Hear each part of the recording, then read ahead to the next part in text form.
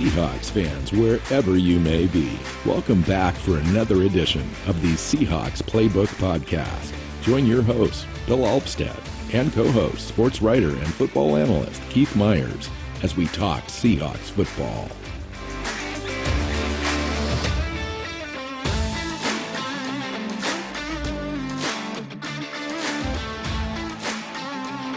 Hey, Seahawks fans, welcome back to another edition of the Seahawks Playbook Podcast. I'm your host, Bill Alvstad, here with Keith Myers, and we're talking playoffs this week. We are. It's playoff time. So, Bill, I don't know how to break this news to you, but the 2011 NFL regular season is over. 2011? Or, sorry, 2021. Yeah, that you didn't know how to break that to me. I totally get that. The 2020, because I'm thinking in my head it's 2021, but then I was looking at other stats and everything a second ago. The 2020 NFL regular season over. I just totally blew my whole joke. I know. What was the joke? What a great... at this point, it doesn't even matter. What a great way to start the show. Let's go ahead and talk some football. Yeah. Well, I'm drinking wine too, so it's a great time to be a Seahawks fan. Yeah, it is. So the 20 season is over, as Keith alluded to in a bizarre, joking fashion. We really don't even understand what happened there, but just don't even try. It's gone. Seahawks finished 12-4, number 3 seed in the NFC. Packers are number 1 seed, Saints are number 2, Seahawks number 3, Washington 4, Tampa Bay 5, Los Angeles Rams 6, and the Bears 7, with the Packers having the bye. 3 games this weekend, both in the AFC and then in the NFC as well. We're going to talk about that a lot in this show, break down those matchups. The divisional matchups are pretty well set as well. Green Bay plays the winner of Washington and Tampa Bay, and the winner of Seattle or the Rams face the winner of the Saints and Bears. So we kind of already know we're either going to be playing the Saints or the Bears in the divisional round if we get past the Rams. And both of those are very winnable games for Seattle.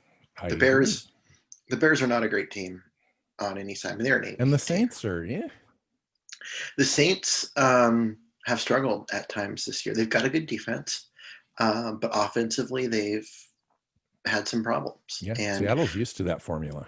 Yep. We've faced a lot of those teams in the last 6-7 weeks. So it's a matchup that I believe favors Seattle getting to the NFC Championship game against the Packers. I know. I was thinking about that. I was going to save that for the end, but you mentioned it right up front. I totally agree. I just, that's the way I'm seeing it. And let's play this thing out, because we got a lot to talk about, and that'll build up to why we think that. Because if you really look at it, there's not a clear path for any one team to get to the Super Bowl. And Seattle stacked up as good as anybody. I think they match up well against the Packers and the Saints. Probably less so than the Packers. It's going to be one of those games, but nonetheless, the Packers, I believe, have the easiest road, because they get a week off and then they play the winner of Washington and Tampa Bay. Washington and Tampa, and both of those teams are flawed. Are highly flawed. Tampa's clearly the better team in my eyes, because they actually have an offense, and Washington doesn't. But I think Green Bay is gonna handle them kind of with ease, and it's gonna set up the NFC Championship game, and it's a really interesting matchup between the Packers and the Seahawks right now. Let's not get too far ahead. And it's going to be at Lambeau Field. That's the problem. So let's talk about all the other stuff. Okay, so the 2021 opponents were set earlier this morning, recording day. We've got the Cardinals, 49ers, Rams, obviously at home, and the Bears, Lions, Jaguars, Titans, and Saints also visit Lumen Field. Away games are the Cardinals, 49ers, Rams, plus the Colts, Packers, Texans, Washington, and the Vikings. And just a quick summary on that schedule, I'm looking at probably 10 or 11 wins there. I'm not sure if there's 12 wins there to repeat, this year's win total. but there's definitely, a playoff team path available. But it is a little bit of a tougher schedule, I think, overall. Well, anytime you aren't playing the NFC East the way it was this year, it's a tougher schedule because there's actually going to be competent teams in whatever division you're lined up against. And the AFC South, which is who they are, it is got, it's kind of weak, but there's some potential there. And we'll see how it goes. And you always assume your team's going to get a little better. But that doesn't always happen. Well, and especially this year, there's so much uncertainty with the COVID-19 thing, and then with the salary cap and how that affects teams, and the amount of free agents and so forth, and the draft, and the lack of draft capital this year, at least right now. All of that plays into what we're looking at next year. But we've got all off season to talk about that. Let's talk about what's going on now. Let's talk about things that are happening right now today, this week. Interesting enough, just right before I pushed the record button, Keith, I saw online that Darrell Taylor is practicing with the Seattle Seahawks. I did see that. He's probably not going to play, but he's getting practice time in with the team this year. Again, so he's I know they've sent him to other doctors and he's still having problems, and he worked out a couple of weeks ago and it was really sore and had a lot of issues, but they got the inflammation under control fairly quickly, and he's out there practicing again. We'll see how it goes. I mean, every practice makes it less of a lost year for him because there's learning that happens, and it makes the tape study that he'll do in the off season more meaningful. Yeah. I mean, that's the very optimistic, way to look at it, obviously. And you have to. I mean, you've got to say, listen, kid, come in. You've been reading the playbook all year. You've been standing on the sidelines watching this play. You've been in team meetings. And now you're going to be able to put that into action on the field for, 1, 3, 4, maybe 5 weeks. Maybe he's activated. He goes through 3 weeks of practice. We're still in the playoffs. It's the NFC Championship game. Maybe we've got a little nick, cut, scrape injury type situation to one of the other players. He's activated on the active roster, and he gets a chance to get, 10 snaps or whatever. I mean, that's good experience for him. Playoff football, all that kind of stuff. That's the best case scenario. I mean, to me. And then the worst case is this thing flares up again after practice, and you just turn the page and you go into next year and you hope another three months off kind of really helps him, or another surgery if they determine that that's what he needs.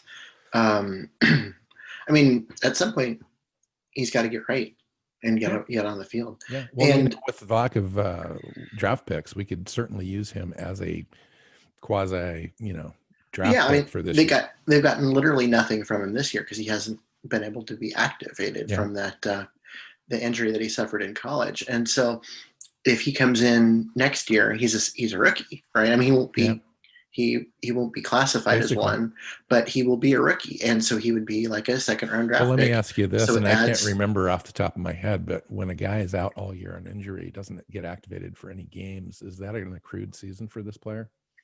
As a contract situation, he is on the NFI list, isn't he? On football injury, I believe the answer is no. If he was on injured reserve, then yes, it counts. But on the NFI, it's just like this year just never existed. Yeah. Wow. They retain his rights for the full 4 years. That's some tough luck for him. Hopefully things work out and the team is able to move forward with Darrell Taylor. Obviously he's got some talent. The team was counting on him to come in and have some sort of an effect this year, and it'd be nice to have that next year. All right, news and notes, wildcard week. Let's just talk about all the records that were set. Give some of these players some props this year for outstanding effort. Let's start with DK Metcalf, Keith. Broke Steve Largent's 35-year receiving yardage record. Largent had 1,287 yards. That was set in 1985.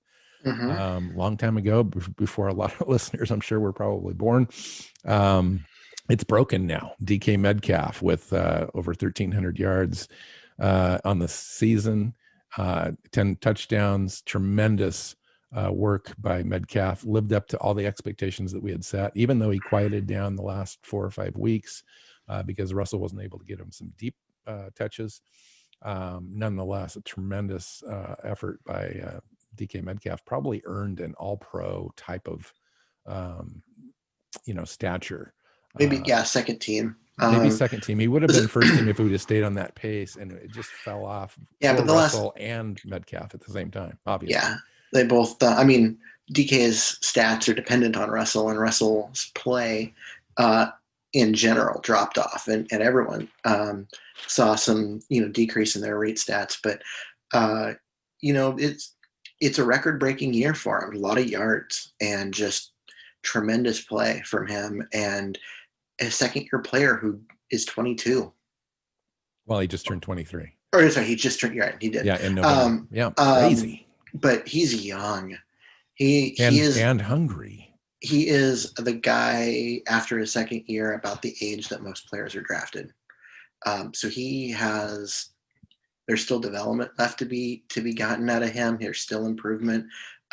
He said that he was going to go after Megatron at some point now, that whether that's next year, whether he gets the touches. Pete Carroll was asked that in a press conference last week, whether DK would have an opportunity at a record like that, which is like 1,800 yards or some, some amount. And, he was kind of, I don't know. Because those Detroit teams. Well, it's crazy, but we just don't pass the ball. Now, if you look, they threw the ball a lot. Let's say that DK Metcalf had 100% catch rate, just for the sake of the argument. He was targeted like 123 times, I think, something like that this year, caught 87 or thereabouts. If he caught an additional, 10, 15% of his opportunities, you could get in a situation where you're at least at 1,600. Absolutely. And maybe pushing the record. So, it is a doable situation, but, some of that is on DK Metcalf. Let's be honest. He's got to get rid of the drops. Got to get rid of some of those drops. Not all of them, but a majority of them.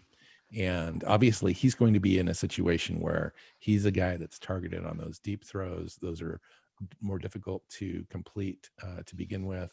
And, he's going to be on the number one cornerback on the defensive side of the ball throughout almost every game. So he's going to be tightly covered, and he's going to have to figure out ways to overcome that. Now, there were situations in the past where, like, Doug Baldwin and Tyler Lockett had to go through the same evolution in the offense, where they were the primary target and they were going to be tightly covered, and they had to work through those things, not only themselves mentally and physically, just to outperform, but also the coaches helped scheme some of those things open. And there are opportunities, I think, within the scheme to allow DK Metcalf to flourish more, at least underneath and crossing type routes as well. Those are there. I don't think that we're necessarily using those as much as we probably could. Yeah, I mean, there's a lot of different ways to get him more yards, and you have to. The best player on offense, other than Russell Wilson. And I think the biggest component is he's got to catch the ball. Joe Fan put out a question. Year in a row. Well, Joe Fan put out the question: who's the number one wide receiver in the NFL or for the Seattle Seahawks? Tyler Lockett or DK Metcalf? And then he put up the stats. Tyler's got 100 catches for, over 1,000 yards now, 10 touchdowns. DK Metcalf's got 83 catches for 1,300 some odd yards and 10 touchdowns. Who's the number one? Well, it's DK Metcalf, but Tyler Lockett is equal value, and so both those guys are primo. And speaking of Tyler Lockett, tied career high with 10 touchdowns, had 1,054 yards overall, broke the team record for most receptions in a season, which was held by two players at 94. Bobby Ingram and Doug Baldwin. Second time in team history that they've had two 1,000-yard wide receivers. 1995, Brian Blades, Joey Galloway. Tyler Lockett had a heck of a year. He had a tremendous year, and I believe he was dealing with some sort of injury there for a bit, because he had a real rough stretch where he just wasn't getting catches, wasn't getting yards, and he just wasn't getting the kind of separation he did early in the year and then again at the end of the year. So he was never on the injury report, was never reported or anything. But man, you watch the games, watch the tape, he looked like he was kind of banged up there in the middle, and he still had a record-breaking year. Well, here's an interesting thing that I just thought about right this very second.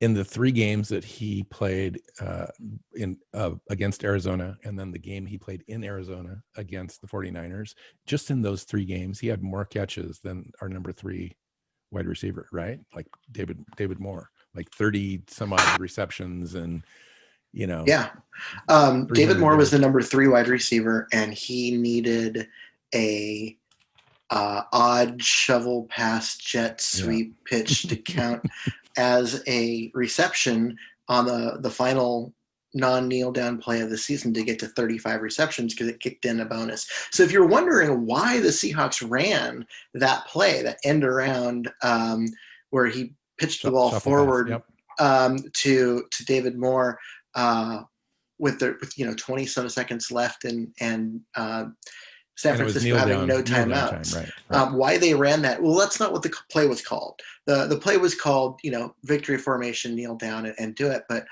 they got out there, and Russell Wilson changed the play to that play specifically to give David Moore that reception, because it triggered a $100,000 incentive. And I like on that. the season. I do too. It's you're going to piss off the 49ers for half a second until they find out why. And then, we all found out, and then it really does make the bond better, with the team, with Russell Wilson, with the player.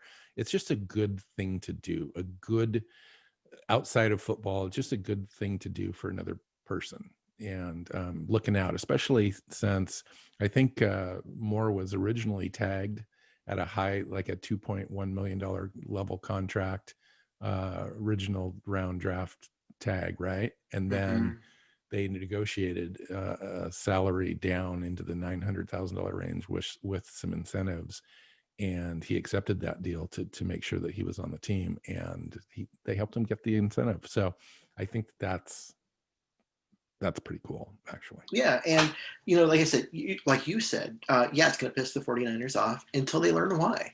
And I'm sure that as soon as the play was over, right?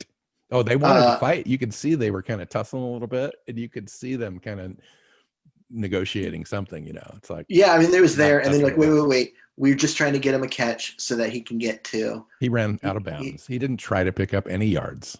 No, he took the reception and he ran straight to the sideline, went out of bounds, made sure nobody got hit, nobody got hurt, and just got they just wanted to get him the money. And it's great for the team. And the thing is, the other teams they're gonna respect it. I mean, in the moment, Absolutely. The 49ers, I'm sure, Absolutely. Hated it, but give them 5 minutes and then they'll respect it. Yeah, the overarching sentiment out in media is that it was pretty cool. It was the right thing to do. It was something that Russell Wilson made sure that he knew that was on the line, and that he took care of business. Now, I don't know why they didn't try to do that earlier in the game, but because they were just letting the game. I mean, they were down in the fourth quarter.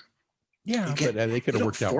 They could have worked in one play. I mean, that might have been a great play if it was in the flow of the game itself. All right, Russell Wilson tied Dan Marino. Now, I've got disputing kind of stats here.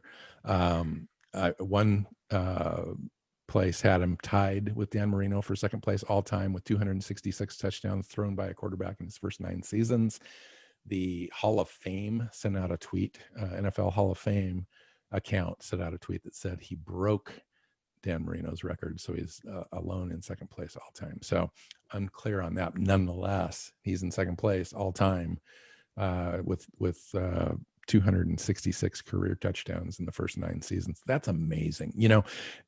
And if anybody on this show that's listening remembers Dan Marino, I mean, the guy was just a slinger, like a gunslinger, and very accurate and a fun quarterback to watch for Miami for many years. Unless he was playing Seattle. Oh, well, we had that one game where Steve Largent had that bomb from Craig in the divisional round game before we lost to the Raiders.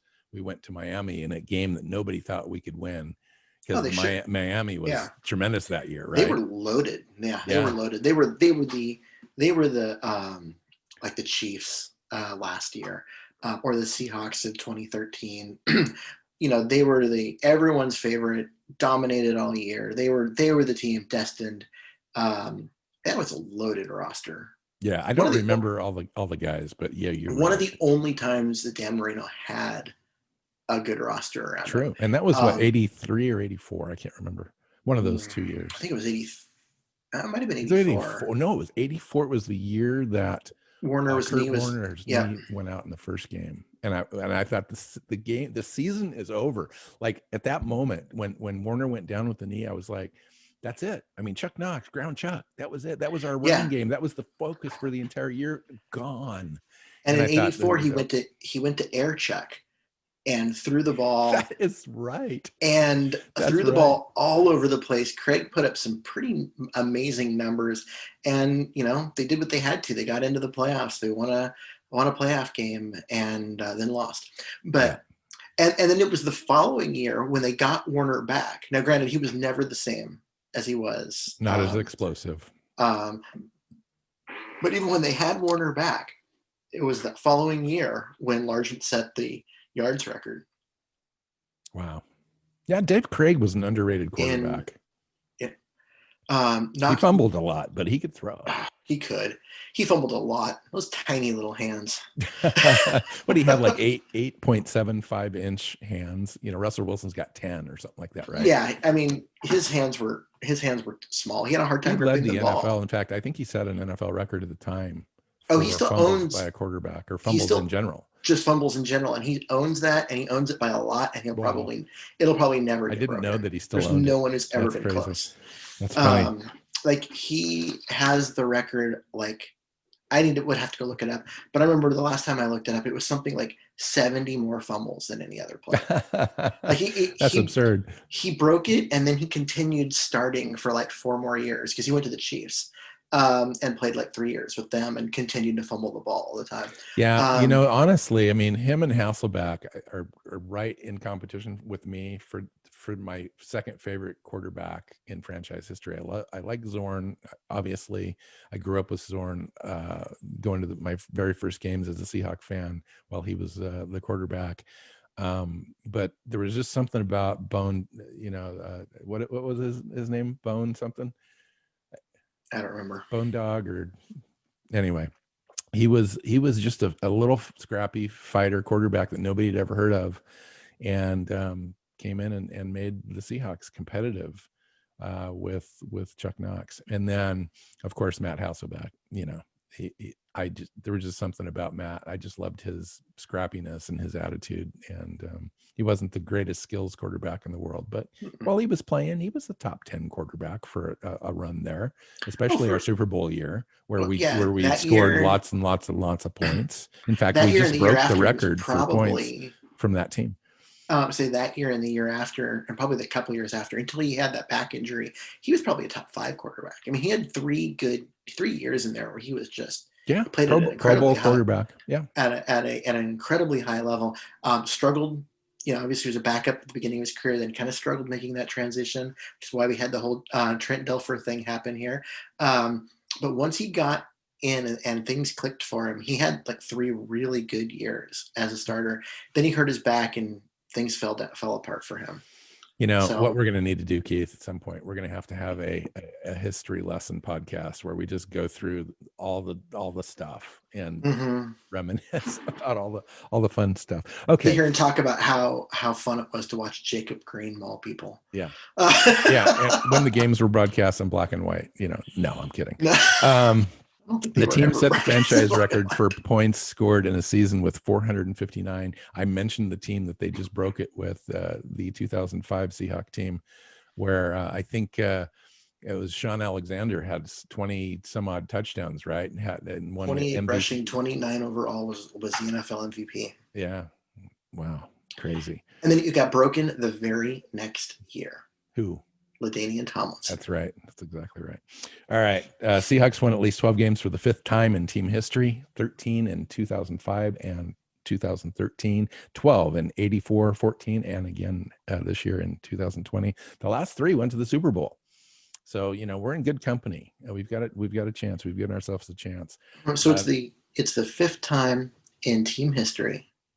4 of those have come in the Pete Carroll era, in the Russell Wilson era. Yeah. I know. It's the golden age. It really is. I hear people complaining all the time, and I'm just like, oh man, yeah, guys, they're young. Save your complaining for after Pete leaves. No Seahawk opponent has scored more than 23 points in the last 8 games, 6 straight with 17 points or less. That's crazy. The Seahawks started the season going 6-1. They finished the season going 6-1, lost some games in between. It's kind of a nutty deal.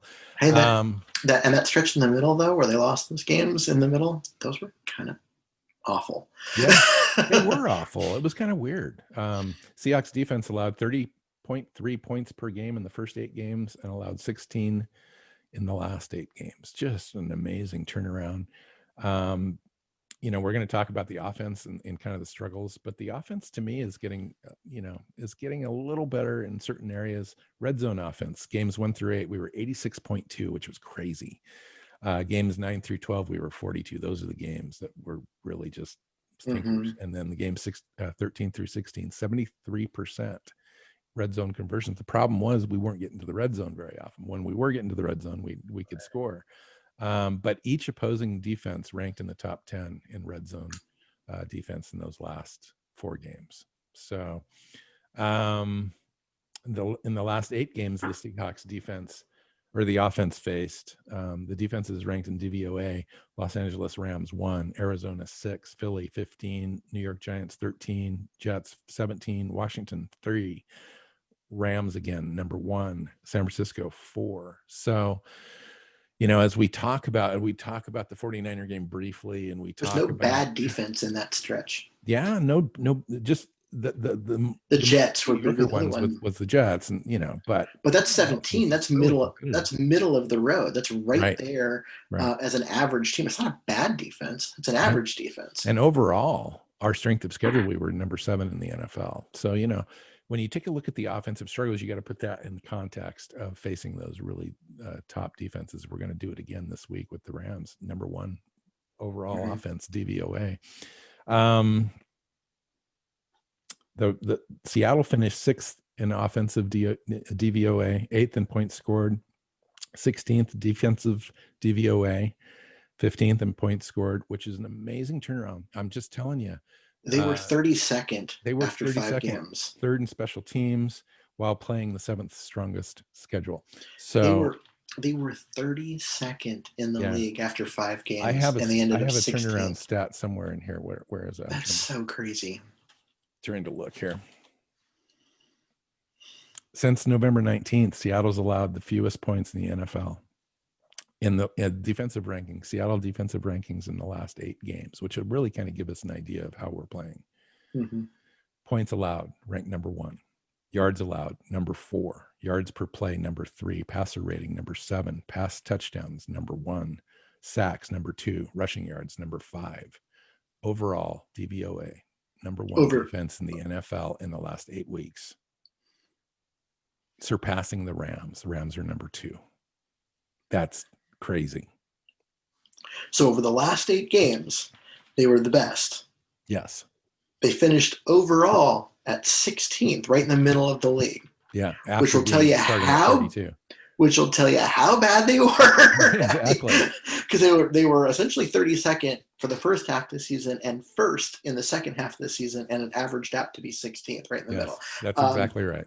That is insane. That is amazing. That's amazing. I've never seen a team turn around like that, and it's interesting, Keith, because after our fast start, and then we started to sputter, and our defense was always playing bad. And it was one of those deals where we knew going into the playoffs or having a team that was even going to be competitive even just to get to the playoffs, we were going to have to turn this thing around. And Pete came out and said, hey, trust me, this thing's okay. We're going to keep it going. We're working on it. It's going to happen. Players are coming back, et cetera. And sure enough, it did. And I think we're going to have a dedicated show this offseason about the coaches, and how they performed, what they did, how they turned it around or made it worse or whatever. But you do have to give credit to Pete Carroll and Ken Norton for turning that defense around, and of course the players, Carlos Dunlap, that trade, and then Jamal Adams coming in healthy, Getting Shaq with Griffin back healthy. JD Reed was a major factor. Mm-hmm. There's a lot of things that happened at once. Yeah. Mayoa got healthy and then played less. So that he could be more effective. Right. But getting Dunlap, they got Dunlap, and on the back end, they basically discovered Reed, because he kept improving and playing above expectations to the point where they had to keep starting him. Shaq came back, Adams came back, Brooks came back. That's a lot of talent. Yeah, Brooks, dude. He had a monster game in this game. Well, he had a great game, but man, has he come on as a rookie in the last 5 or 6 weeks. So you look at all of that. I mean, that's a lot of talent to infuse into a defense all at once mid-season. And that's what they did. I mean, all those players kind of came back at the same time. All of that, I think, is predicated on one master move, and that's having Carlos Dunlap in there so that they could play rush 4 base defense and allow Adams to play more freely and allow the defense just to kind of play without thinking too much. Mm-hmm. And so everything kind of tightened up a little bit, which was awesome. So let's talk about this 49er game just briefly a little bit, just to talk about trends and where you're comfortable with, what you thought coming out of this game, how you felt overall. 49ers were the 10th top 5 pass defense Russell Wilson's faced since 2018. And he's 8-2 in those games, 16 touchdowns, 5 interceptions. But the offensive drives in this game were punt, field goal, punt, end of the half, punt, touchdown. And they went for a stretch of 27 minutes without a first down from the second quarter into the beginning of the fourth quarter. Well, and even before that, those 2 field goals weren't drives that were sustained and anything. They were 2 explosive plays, one to Lockett and one to Carson. But the offense did nothing other than those 2 plays. Those 2 plays just happened to get them into field goal range both times. So the offense didn't have a sustained drive. They didn't string together consecutive plays that were well executed until the fourth quarter. So does that fourth quarter explosion make you feel any better at all coming out of this game? Yes and no. I mean, it's okay. Did the Rams just kind of give up a little bit and allow Seattle to kind of move the ball, or did Seattle just take control? Seattle just kind of took control. Wilson made some plays that he hadn't been making. The play calling also changed a little bit. It became a much less vanilla and more. They got Russell Wilson out of the pocket. Exactly. They started moving Russ around. They started giving him some more options. They started doing some things that were going to make it easier instead of just dropping back and standing there. And they stopped a lot of those. There were a lot of first down runs in this game that went for like 2 yards, and then so they're sitting at 2nd and 8 rather than. But they exploded in the fourth quarter running the ball. I mean, they had 14 rushes in the fourth quarter, 91 yards. Some of that was Russell Wilson. He passed for 80 yards and some touchdowns there, but he also had 28 yards, I think, rushing to contribute to that. But the other part of it, though, is part of the reason the rushing attack exploded in the fourth quarter was because the 49ers were suddenly scared that Russ was going to beat him.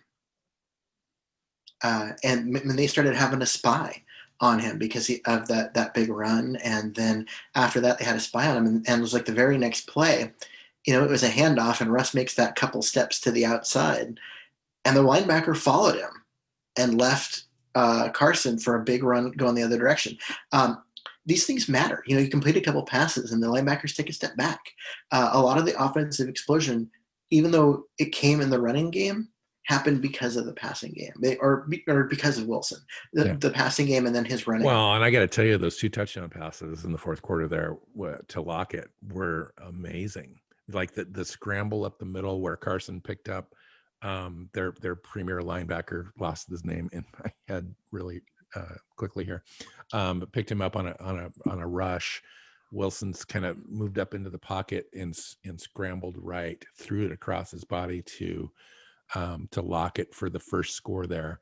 And Lockett made a tremendous play on the ball to secure that ball before he rolled over on the ground. And then the touch pass into the back corner of the end zone, I thought was his best pass of the entire day, for Lockett's 100th catch on the season and 10th touchdown. Yeah, that pass was beautiful. Especially, again, he was rolling right, throwing back left, and it was just perfect. Yeah, that one left me with some hope, actually, that maybe Russell Wilson isn't completely off target right now. He's been going through some stuff. Things he's been missing on some throws. He hasn't been seeing some different things. But that one throw right there, to me, told me that there's some hope there for some explosive plays in the playoffs to come, just because I thought that was just such a wonderful touched throw that was perfectly executed, and a great route run by Lockett. So let's talk about a few other folks. Mayoa had a great game. I think a couple sacks in this game, forced fumble. Green had a fumble recovery on that. It was kind of a touchdown saving kind of a deal. Russ scrambles sideways that dart to Lockett. I mentioned that. KJ on that mammoth hit on the fullback. KJ came out today and said, "Man, I love that play. That was something that I'd been looking forward to for a very long time, because he hated that fullback guy for cut blocking him several times in their scheme, and that was a nice payback hit there for KJ. KJ leveled him and stood over him. I just love that. He played really well in this one, especially he blew up his in screen. coverage. Yeah. I mean, that's what he does. I mean, he's the screen whisperer. He has like 9 or 11 tackles for loss, and I kid you not, they're all on blowing up screen passes. Oh, probably. But yeah, his ability to recognize where it's a screen, get out there, get through the blocking, and make a play the moment the guy catches it is just unreal. And he had a good game. Yeah. But you're right, that hit on Kyle Juszczyk was, yes, that's that was fun. Yeah. that was fun. That was clean, old school fun. Yeah, it was old school football, but it was also clean. It wasn't dirty in any way. Exactly. It was perfect, really. And Diggs did the same thing. Diggs had a nice hit. Green had a sack in this game. Alex Collins, I thought, had like 2 or 3 touches, and he had an impact. Like he was just a different runner than Penny was. Penny's just kind of been tentative a little bit. They've been running him up the middle just to kind of get him some touches and get him used to getting contact again in an NFL game. But Alex Collins was ready to contribute. That's the difference right now between Penny and Collins. Collins, to me, should be elevated, I think, a little bit. Now, I know Hyde's there, and Hyde's going to get some touches and so forth, but I think Collins should be getting some of those third running back touches, especially closer to the goal line. The guy's got some moves, some motivation, some strength to kind of go through guys. Yeah, I think showed that on that touchdown. They want to make sure that Penny gets them, especially out in the middle of the field, maybe not down near the goal line, because unlike all the other backs on the roster, he's the guy with the breakaway speed. He's the guy that if you get him past the linebackers, he can take it to the house. Why not design some of that?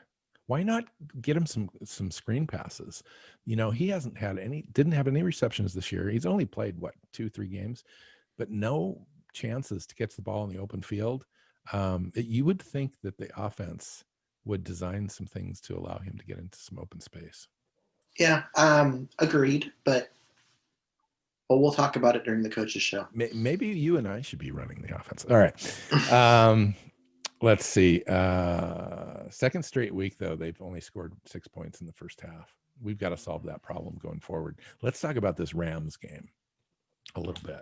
We've got, another half hour or so in the show.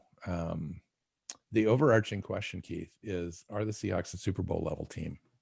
That's the only reason why we're here in the playoffs. We won 12 games.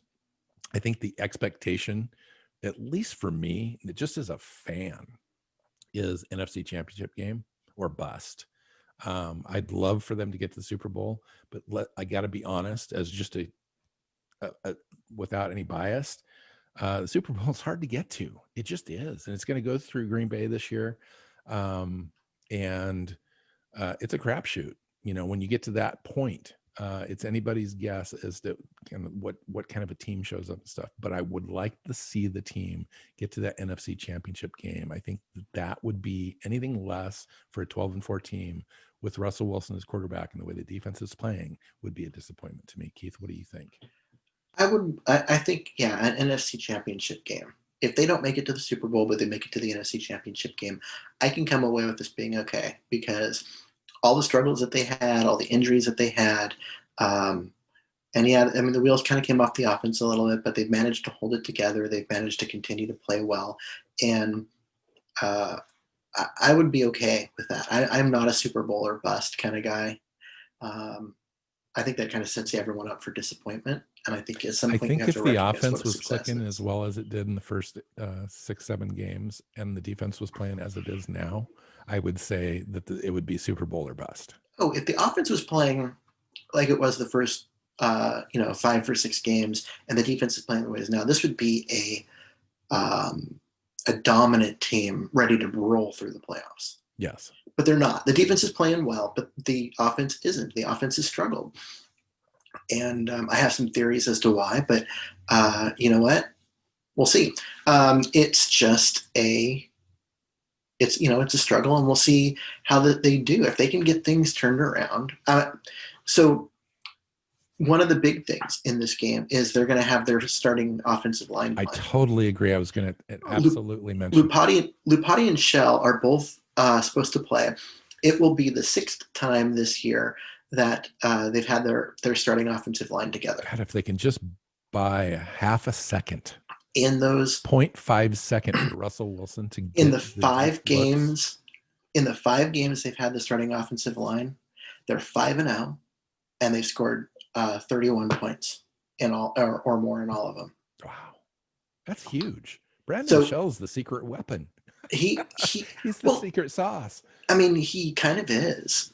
He was that good early in the year. Games. He's been out 4 or 5 games, and the Seahawks have struggled in every one of those. Yeah, it hasn't been. We've won some of those, but the Seahawks offense in general has struggled. Yeah, but the offense in general hasn't played well, and the explosive plays are gone. I mean, that's the big thing, Keith, is the explosive play opportunities that the Seahawks have had. They've only had 5 in the last 2 weeks. And a lot of that, one of the keys to the game, I think. Well, it is, and it shouldn't be, because part of the reason why the explosive plays are gone is because the offensive line hasn't been holding up as well. And so Russ is getting, he's running more, he's getting hit more, and that's never good. But there are times that Russ does have time, and no one's getting open because everybody is running 40 yards downfield. You can't have that. Teams are putting both safety. Have Disley and Olsen and Carson. Carson out of the backfield is a great weapon. You have them, but they're not using them. They're not calling plays for them. Even if plays aren't called, if those looks deep are covered and Russell's got an internal clock going in his head, he needs to be able to have dump offs. He needs to be given dump offs. We need to have an exit strategy for Russell Wilson. He needs to be given that option. But what they're doing is they're keeping Carson and Disley in the block. So there's nobody going out to give him an outlet. His only options are the receivers. Weapon is Russell Wilson himself. Yeah, he's got to run. Wilson's second on the team in rushing at 513 yards. Carson has 681. When he starts running, when he doesn't have to run a lot. Time of the year. But when he runs a little bit, it spark plugs the offense. It totally does, Keith. And I think you gotta think that that's probably the way that they're thinking, to be able to open up the offense just a little bit and allow Russell Wilson the freedom to take off a little bit more. I think he and has the Russell freedom Wilson, to. He just doesn't do it. True, but I think Russell Wilson in the playoffs is a different player. I think he's got that kind of hunting mentality a little bit more. And He hasn't passed. I just want to see that, because I do think that if he give you 50 yards, 60 yards in a game, scramble, pick up a big chunk play when you really need it, that's what we need to have the offense flow, I think, because it does seem like we've been limited. Our explosive plays have gone away. DK Metcalf's biggest reception in 5 games is 21 yards. And that's not going to work in the playoffs. Well, I think we can kind of sum up a lot of what I saw from the offense recently. There was a play in this last game. The Seahawks were third and 6. And San Francisco came up with everybody that were like they were going to blitz. And Russ called Disley, who was out in the slot, in to block. So he motions in, lines up to block. And even with him there were still more. Was whiffed on everybody on that play. I know exactly what you're talking about. But even with him in there were more rushers than blockers. And Wilson tried to block outside and then turned inside, and the guy inside was already by him. It was a cluster. It was, but what I'm saying is, so they brought him in to block, and still had Wilson drop back and try to throw the ball long, because when they went to max protect there, So why isn't Wilson audibling to a quick slant to? And that's what they should have audible to, because when you had everybody up at the line of scrimmage, there's nobody in the middle of the field. Exactly, your linebackers are coming up. Just dump that thing off in the middle. Yeah, you've got.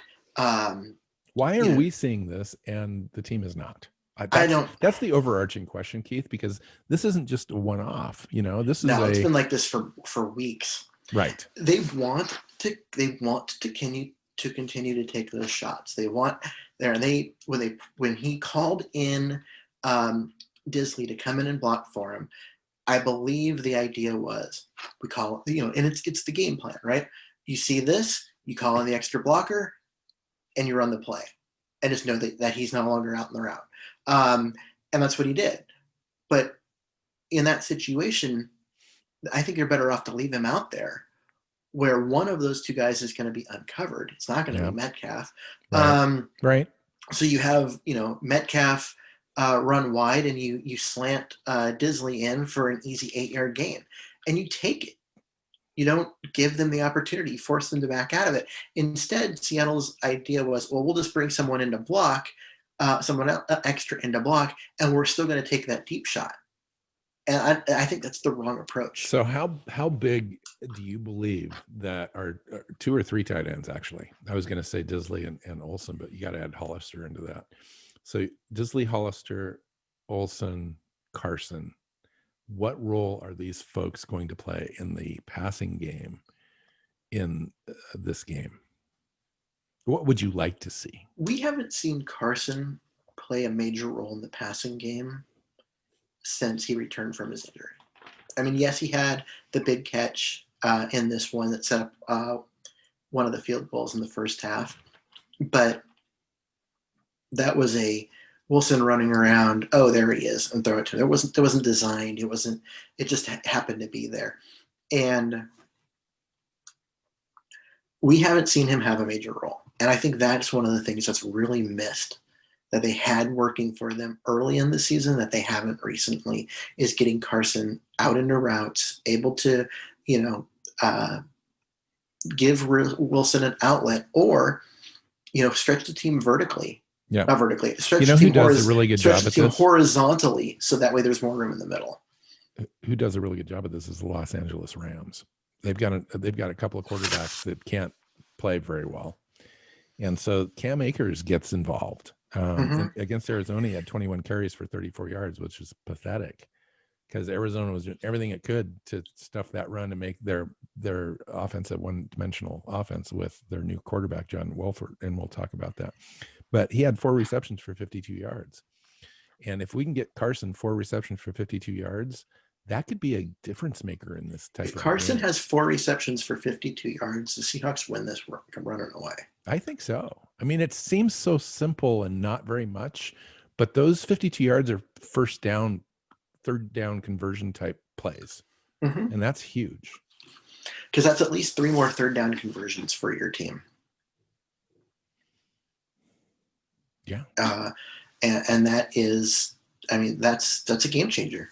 It really is. Just straight up, it's a game changer. So let's talk about, I think, some keys to the game. You can add yours or refute or whatever you want to do. I mentioned explosive plays earlier. I think that's one of the keys to the game for the Seahawks. In addition to taking your shots, you've got to work Lockett and Disley underneath, with the Metcalf kind of taking it, a free safety and a corner out long. That's fine as long as you're working underneath, and that's the plan. We may have to dink and dunk our way through this game. The Rams are a number 1 ranked offense. They're designed. Coordinator Brandon Staley said, quote unquote, it takes a lot of 4 and 5 yard runs to add up to a 50-yard pass. If you truly believe that explosive plays are how you lose in the NFL, when you construct your defense, you need to start there. Well, and that's what the Rams do. That's Pete Carroll. No, Pete Carroll starts with taking the run away. Well, the Rams start with taking the pass away. The Seahawks also, I mean, their scheme is designed it's cover 3. It's 3 people back. It's let them complete it underneath, come up and make the tackle. But often, but it's cover. Yeah. But the Rams play cover 2 and cover 3 as well. I mean, they've got 5 players in coverage consistently, like almost 100% of their defensive backs play on the field. 5 of them, 100% of the time. And then they've got a free safety, Nick Scott, that comes in 34% of the time. So they're running 6 defensive backs at least 34% of the time. Yeah, they're playing a lot of pass defense, and I mean, that's the way the roster's set up, and it's pretty smart in today's NFL too. Especially if you have Aaron Donald to be able to man the middle, you don't have to have 5 guys on your defensive line. Yep. If you can drop an extra guy in coverage, you take a linebacker out and boom. It's tough. It's tough to throw on the Rams. It just is. Mm-hmm. Seahawks going to have to figure out a way to do that. So explosive plays, that's what I was thinking. Seattle has 5 explosive plays in the last 2 weeks. That's not enough. And we only scored 20 points in the last game. Now, here's the situation, though. The Rams offense is horrible. The Rams offense with Jared Goff was ranked 27th in points, 22nd in points scored on the year. And now they've got a new quarterback that's probably going to play in this game. John Wolford out of Wake Forest, 2nd year. He played in the XFL for a minute, had actually some pretty decent stats there. LA picked him up after that league folded. I thought, when we were in the draft, he was one of those quarterbacks that I looked at as a guy that could be kind of a Russell Wilson light type of quarterback that you could pick up in the late rounds to develop. In the Arizona game, he was 22 of 38, 231 yards with an interception, but he also had 6 carries for 56 yards. Yeah, that's what dimension that Goff does not have. True, but the other dimension that he has that Goff doesn't have is his inability to throw the ball well. I mean, I don't know, dude. I think you're wrong there. I think that when you look at that game, he doesn't have a great completion percentage, but he can throw the ball. I was watching that game, and a lot of those completions were, 3-yard dump offs or bubble screens. I agree. And they weren't drop back, read the field, make a throw in the intermediate range. There's a lot of yards after the Tyler catch. Higbee and Everett, their tight ends, played a big role in that. I already mentioned Cam Akers catching the ball out of the backfield, but Van Jefferson, Robert Woods, Josh Reynolds, they only had like 4 receptions apiece in this game. So you're right. A lot of dump offs, a lot of dump offs, and a lot of yards after the catch. Those passing stats are misleading because they're not they're not that good, and 2, they're inflated. But he is a good runner. They controlled the clock for 37 minutes in this game. If you don't get, when you have a chance to sack him, if you don't, he can, pull the ball down and pick up yards on you. And the team's got to, make sure that they account for that, because he's going to get them some first downs that are just going to frustrate the heck out of everybody. Well, that brings up for me the second key to the game, which is the defense. And I just put it in broad terms like that because the defense has been playing lights out in the last 8 games, and it's you kind of want to defend your emotions a little bit and say that there's a chance that the Seahawks could revert to their old ways. But they've really proven it over and over again. Now, it hasn't been against world-beating quarterbacks by any stretch of the imagination. Yeah, but they're not playing against a world-beating quarterback. Not in this game, but they will be eventually. This is the same team that 2 weeks ago only put up 9 points against Seattle. Well, and now they're playing with their backup quarterback. With the defense. The same game plan? Just literally the same game plan. Yeah. I mean, the same for me. My game plan is going to be just don't let him beat you with his legs, because it's the Rams. So they're going to be rolling out. They're going to be bootlegging. They're going to be doing everything they can to get the quarterback in motion. And he's not going to beat you with his arm. He's going to beat you with his legs if he's going to beat you at all. And so just don't fall for all the stupidity. Keep him from running on you. Keep someone in front of him and make him throw the ball, because he'll turn it over. So the other key I thought would be our run game. Chris Carson, Hyde, Penny Collins. That's a great group. And they're all healthy. To me, I think that the entire season was actually set up to get all these guys healthy at the same time at the end of the year. I just totally believe that. And they are, which gives us an amazing, diverse offense opportunities. We can take what the defense gives you and do it well and still score points and be productive and control the time of possession and all that kind of stuff. And you mentioned Brown, Ipati, Posick, Lewis, Shell being 5-0, and they're back. And 31 points minimum in all their starts. And they're back, and all the running backs are healthy. And Russell Wilson, I think, having just a little bit more time, a little bit more confidence in the line holding up for him is a difference maker in this game. And I think the offense kind of has an opportunity to get right in this game, even though the Rams are ranked number 1. It could be a slog in the first half, but I do think things open up in the second half. And then the defense against the offense of the Rams, to me, is just no contest. I think that the defense wins that going away, no problem. It's the offense. Can we outscore the Rams offense against our defense? And the answer is absolutely. Mm-hmm. And I look at this game, and the way I see it is the San Francisco game, the way that it played out, where it was such a mess for 3 quarters, and then the offense got it together and clicked.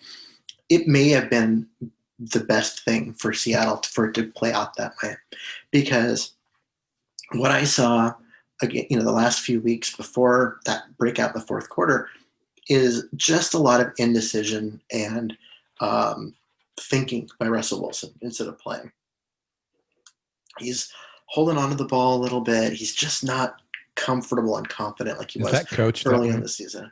I think it's some of it is that he had this great start to the year, and then he started turning the ball over. And I think the coaches basically were like, don't take as many risks, take the sack, throw it away, and just. What's the stat on the turnovers and wins? I think in games that we've turned the ball over 2 or more times, we're 0-4. In games that we've turned the ball over 1 or less, we're 12-0. Mm-hmm. That is going to give the coach a lot of ammunition to constrain the offense. And I think that's what we're seeing is with the offense struggling is a constrained Russell Wilson who sees things but maybe doesn't take it because he doesn't want to turn the ball over.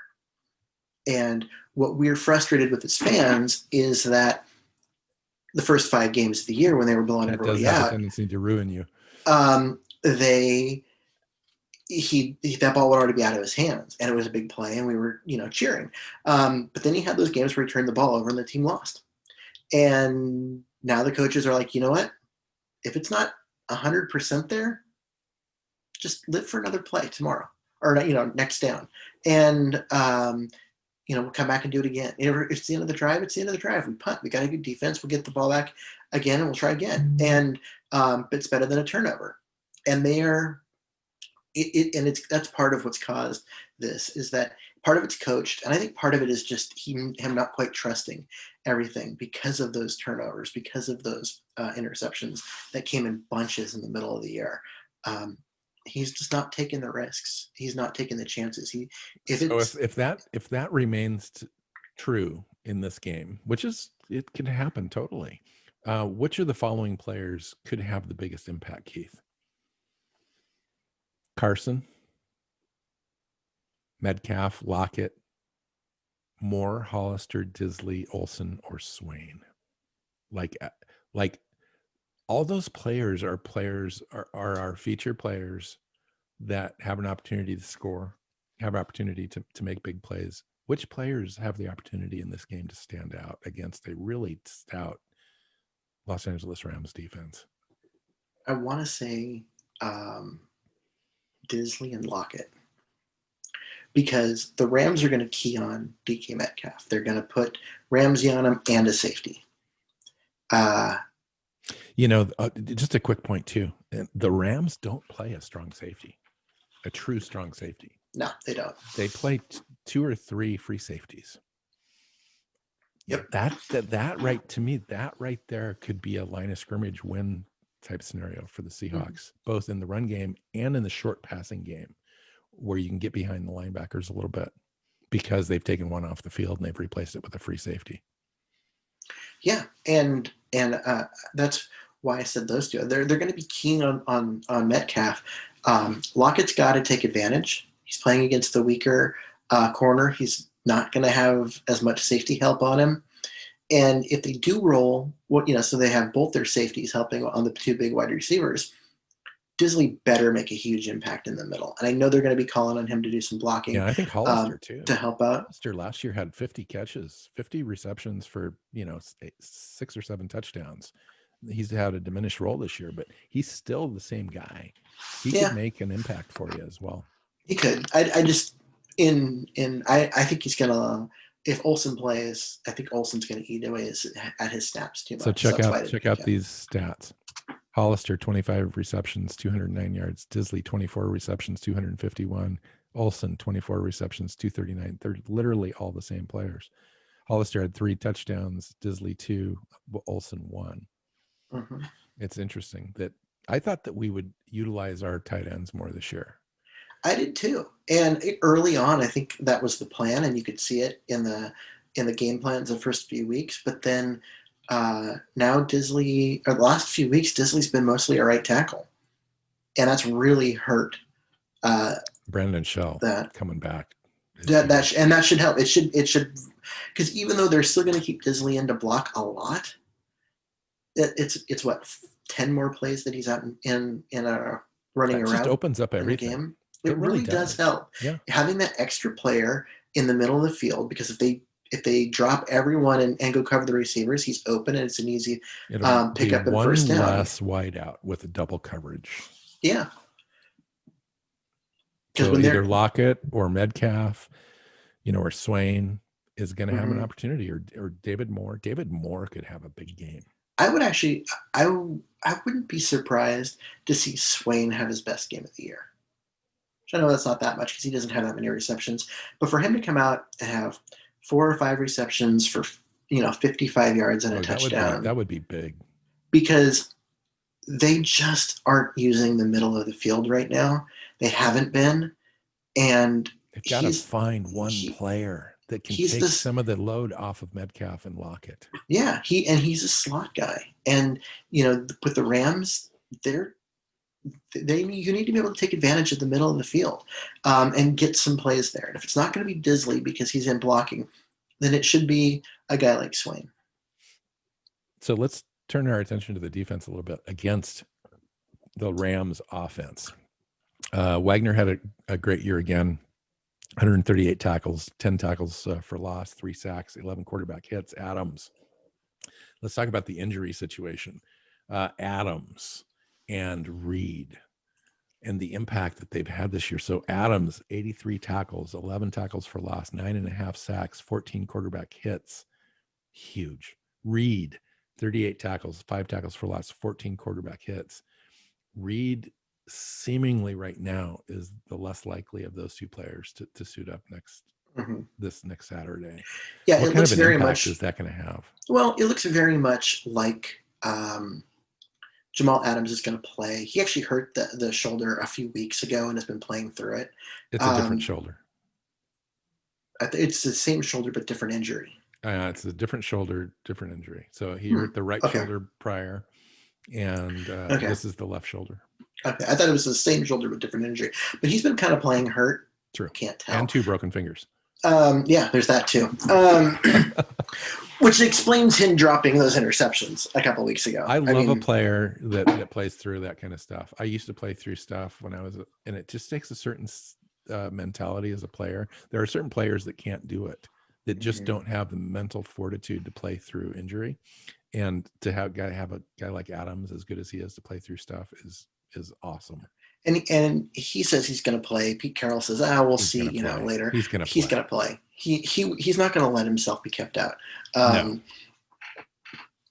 Now he may make some business decisions to make sure that he can play, long range into the playoffs. Well, the thing is, to have him out there more or less is better.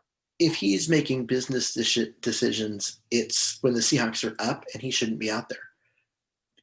Let him be out there when they need him, and then pull him, decrease his snap count, and let Ryan Neal play. Ryan Neal's been pretty good this year. I agree. And so do some of that. Reed with that oblique strain, that hurts, and that makes it really hard to turn and twist and actually have your functional strength up front as for a defensive tackle. I don't think he's going to play. Doesn't seem like it. They're basically saying like, he's doing much better now. He's feeling better, but he was really hurting, and we'll see.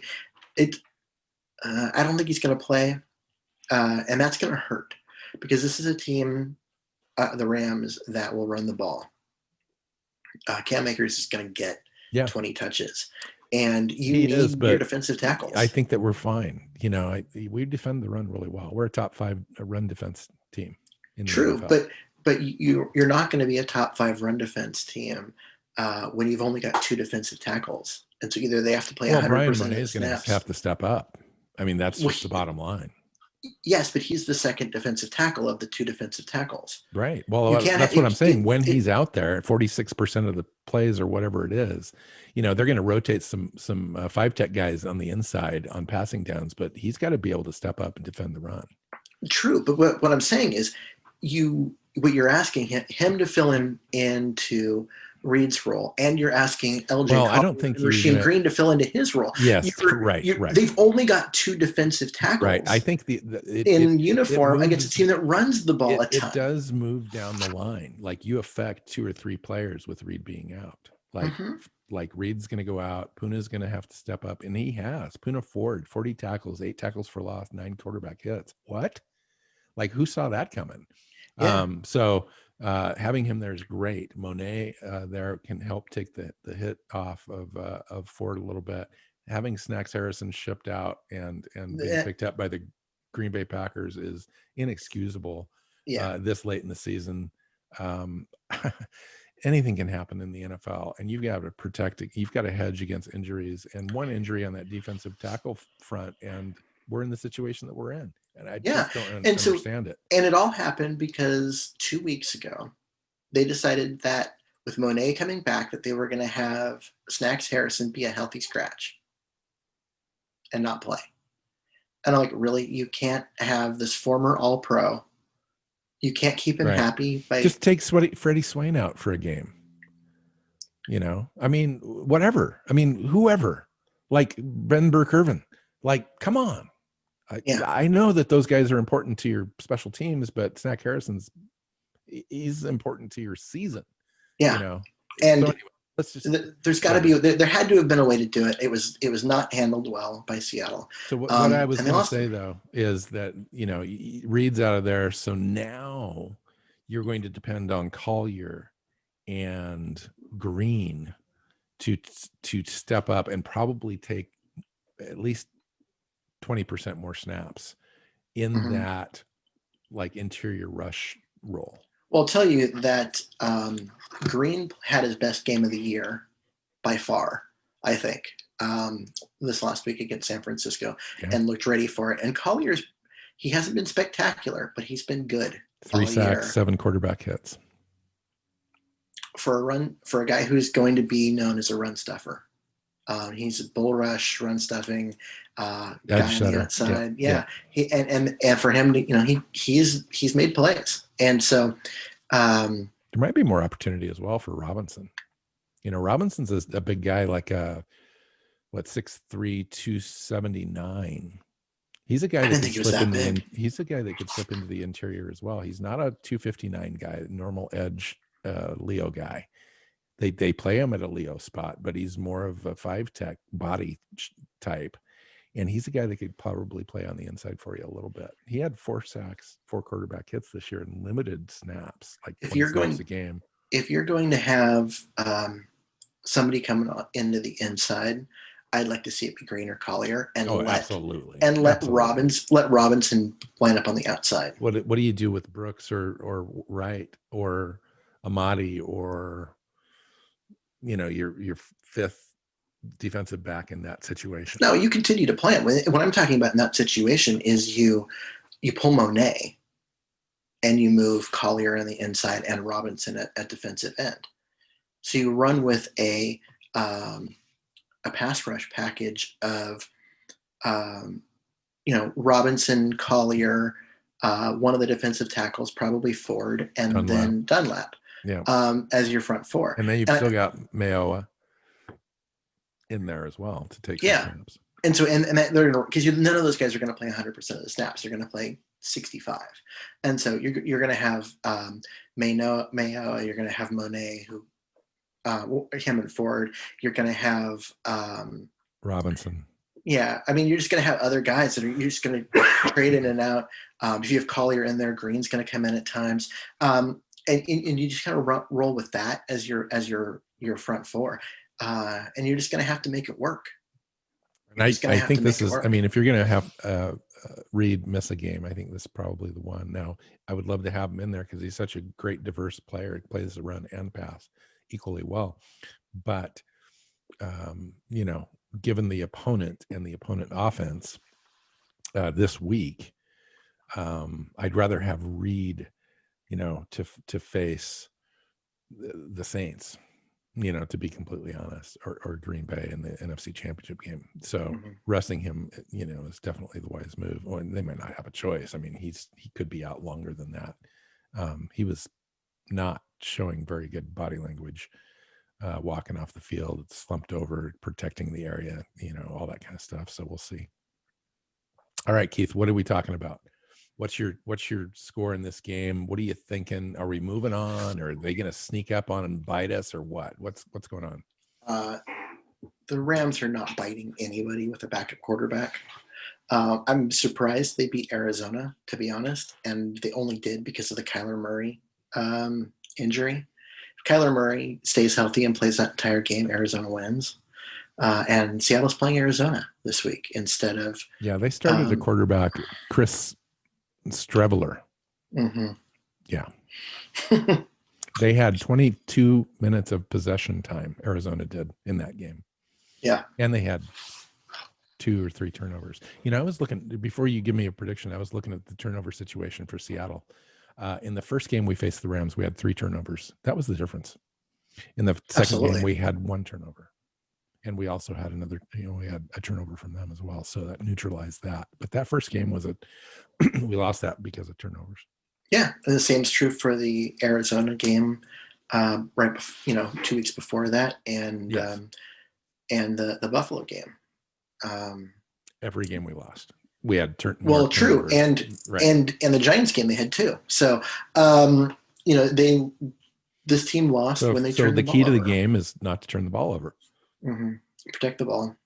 It's all about the ball. It is all about the ball, especially in this game. This is not the game where you go take chances. Yeah, because there's no need to. There's no need to. Do you honestly think the Rams, that offense, forget that they're playing, Seattle's defense and injuries or whatever. Do you honestly think that in a playoff game, that offense with that quarterback is going to score more than like 13 or 16 points? Yeah. They don't score 20 points in this game. There's no way. All right. What's your score? 23-13 Seattle.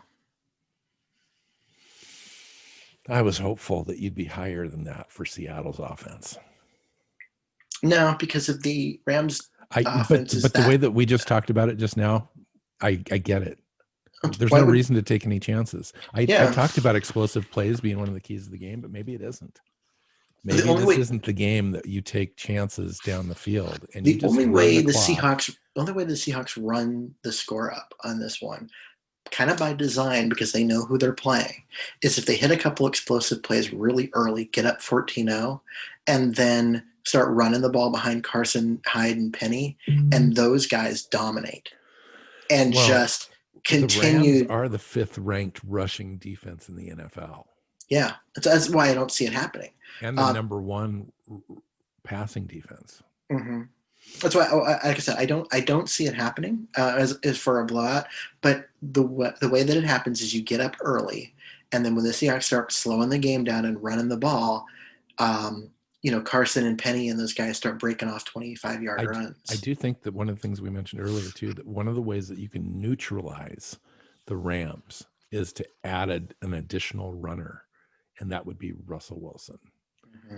Because if you start moving Russell Wilson outside the pocket to look for opportunities for shots, and then allow him or he chooses to run when he has opportunities, that's a dimension that a defense, even as good as the Rams are, just don't have an answer for. And it makes things really challenging for them. And it spreads the defense out, and it allows opportunities for Chris Carson to pound the ball up the middle, and it allows opportunities eventually for things to open up a little bit on the deep shots. And I think that's what you got to do. So what's your score? I think if we put it all together, to be completely honest, I think we kind of hand it to these guys. It's the 3rd matchup of the season. Everyone from Seattle is kind of worried about that from a Seattle perspective, but I think the Rams are worried about that from a Seattle from a Rams perspective. They're worried about facing Russell Wilson 3 times. They're worried about having us have everybody healthy, all of our running backs, and try to scheme this thing open a little bit. And so for me, I think we score over 30 points for the first time in weeks. And, I think it's going to be 34-17. And the only reason the Rams get 17 is it's the end of the game, and they garbage time score. I do. Yeah. Okay. One more question before we wrap this up. There's been a lot of debate because the season's over. Who was the NFL MVP this year? The NFL MVP? The NFL MVP, in your opinion? Patrick Mahomes. Yeah, you could say Rodgers, but I don't like Green Bay, so I'm giving it to Patrick Mahomes. I just am. To me, Rodgers is probably going to win because it's voted on by media, and the media seems to just assume that he's already won it. Listen, he's a great quarterback, and and I think Mahomes had a better year. Yeah, honestly, and I was thinking about it, and then I went back and looked at the stats. You know who else had a better year than Rodgers? the guy from the Bills. Bills. Yeah, Allen. That guy. Allen. Yeah, he should totally be in the discussion. And he won't be, because if you look at the NFL MVP, nobody wins it the first time they are awesome. They win it the second time they're awesome. Yeah, and prove it. Yeah, Mahomes had a great year 2 years ago, but didn't win it. Or sorry, 3 years ago, but didn't win it. Came back the following year, put it all together, that's when he won it. I actually don't care So, at all. Like, this is an irrelevant question to me. oh, I like the debate. To me, it's fun. It's a fun topic. Fun. It doesn't I like matter. the debate, but the real question now in the playoffs is who's gonna be the playoff quarterback? Who's going to be the playoff MVP? Because the thing about the Seahawks that's very intriguing to me is they are literally built to win playoff games. Mm-hmm. Now they win regular season games just because they're a good team and they've got a nice formula and it all comes together for them. And they have got Russell Wilson. He wins games late for them, etc. But in the playoffs, they're going to be able to run the ball. Chris Carson has never had more than 17 carries in a game this year. He's fresh as fresh can be. You've got Hyde coming back. He was out in illness. That was the only reason he wouldn't have played in this last game. He's going to be as fresh as he's been all year.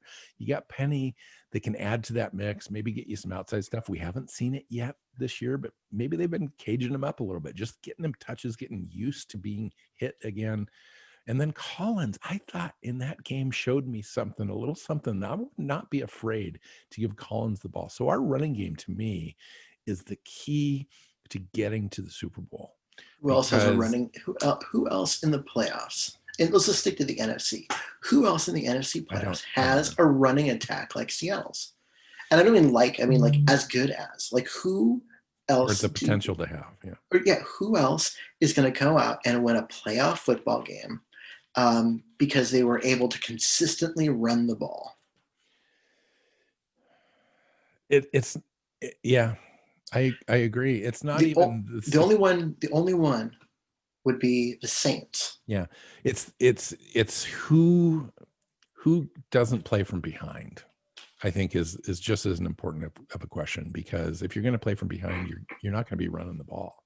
Mm-hmm. If you can play with a lead and run the ball effectively and you have a good defense, that is a formula to win in the playoffs, because good defenses usually beat if you have an adequate offense. That combination usually gets you pretty far. And Seattle has that. Green Bay has that a little bit. Their defense isn't as good, I don't think, as Seattle's, but their offense is great. Their offense is great. Their offense is also the Saints' offense is great. The Washington defense is great, but their offense is horrible. Same with the Rams. A decent offense and a decent defense. They don't do anything well. Marginally good on both. They do everything okay, but they don't do anything on defense. Great. Just did a great defense. I fear their defense a little bit, because if it gets turnovers, that defense can win you games. Mm-hmm. But their offense is horrible. It used to be the opposite. I know. It wasn't that long ago. And the Bears, I don't even know about the Bears. I honestly just don't. So, okay, I tweeted this 2 weeks ago when the Seahawks played the Rams. And I expected it to be controversial and to get a lot of pushback. And I was surprised that so many people agreed with me. Watching Aaron Donald, not just how dominant he is, but in the way that he is dominant. His ability to get between guards before the guards even move. His ability to just, be disruptive and he's just faster than any of the offensive linemen. And I cannot help but see the way Cortez Kennedy used to dominate in the middle in that very same way, where he was in the backfield before the quarterback, hit his back foot. He was already in the quarterback's face. And I thought I thought people were going to just hate me for saying that when I watch a lot of Aaron Donald, I see so much Cortez Kennedy in him. And everyone goes, and people just straight up agreed with me. And I was shocked. He's got some physical attributes, no doubt. He's got he's sparked up like crazy, right? But the thing that differentiates Aaron Donald from everyone else is between the ears. The guy wants to win football games. He wants to dominate. He wants to abuse offensive linemen. It's just a mentality that he has. He's one of those unique players that it doesn't matter what you line up around Aaron Donald, he's still going to be a dominant player. He's not dependent upon other players to be dominant. No, because he's going to beat the guy in front of him. Players dominant with him. Yeah. So he gives Morgan Fox on their defensive line, and Leonard Floyd at outside linebacker, and Samson Abukum, their other outside linebacker. He gives them opportunities to rush the quarterback and make plays. It's not the opposite. Yeah, Aaron Donald's a transcendent football player and probably one of the best football players of his age. Yeah, that's bottom line. Yeah. Like I said, I see so much Cortez Kennedy in him, and Kennedy's a How Hall does of Famer. Seattle neutralize him? Well, in the few games that they have neutralized him in his career, it's been Damian Lewis, like in the first game of this, just straight up played him and, held him in check. Yeah, having everyone was next to Lewis in this game is huge because Lewis can pay attention to his guy. Yep. And I think that was kind of the shock, was that Lewis came up and just I agree. And held his own. And we were just like, nobody holds their own against Aaron Donald, but he did. And Posey's no slouch either. I mean, I know he gets bowled a little bit because his strength isn't as good, but Posey's been playing well. Mm-hmm. So yeah. I think that combo really gives you a shot. And then Mike Upati he's a great road grader type of guy. He just is, I know that we discount him a little bit because of his age and he's injured and so forth, but when he's in there, he's very effective and one of the highest graded offensive linemen on the year for the Seahawks. Yeah, he just doesn't play much. One of the things I think they may do, but he's healthy for this game. One of the things I think they may do is keep a running back next to Wilson and just tell him, watch Donald. And if Donald beats the guard in the center and is in the backfield, hit him. If he's not, now go out and your route. And just try and buy Wilson that extra half a second. Because there are times when it doesn't matter who they are. You can double team him. He's going to beat those two guys. He's going to split them right up in the middle because he's just too damn quick. And if you have a running back ready there to get in his way and give Wilson a chance to get outside, and that may be the only way that you completely neutralize him, is you give him Russell that double Wilson team. And Pete Carroll trust Chris Carson. I know. Who else do they trust? That's a good question. Chris Carson's going to get 85% of the touches, isn't he? Yeah. He's no longer going to be metered. Yeah. As a running back in the they've been keeping his workload down, trying to keep him healthy, trying to make sure he was ready for the playoff run. They had Hyde, they've used Penny recently. Penny had to go out with cramps, so they used Collins.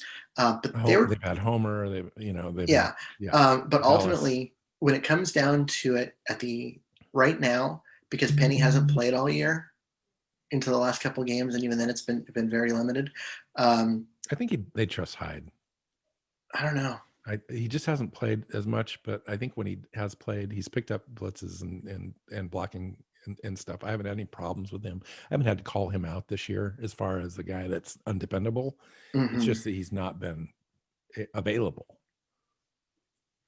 So, I mean, they probably have a 1-2 punch in this game. They probably trust Collins. He's been around. He's been familiar with the offense. There's probably a certain familiarity there. I don't know. There is, and I know that's why they brought him in and all of that, but he's had fumble problems. He had him here. He had him in Baltimore. He had 2 fumbles with Seattle that kicked him out. Yeah, and a bunch in the preseason that don't count. But he did have them, and then he had some in Baltimore. He's no longer there. That's right. Why. And it's also why he was available. So I don't know if they trust him in a close game. Interesting. I mean, they didn't against San Francisco because they had to. Everyone else was out. Once Penny went out with cramps, they had no one else on the bench. There's no gimmies in the playoffs, Keith. There never are. So let's get by whatever needs to happen. We win by 1 point. I'm happy at the end of the day. Move on. That's the bottom line with this game. let's figure out a way to get past the Rams. Rams beat us once. We beat them. This is the match for match point. And let's go get it. So that's it. So let's wrap this up. Let's come back next week, talk about the game. Look forward to the next game.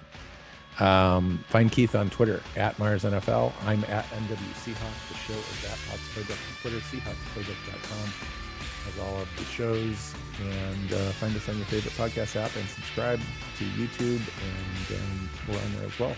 So until next time, Keith. Go Hawks.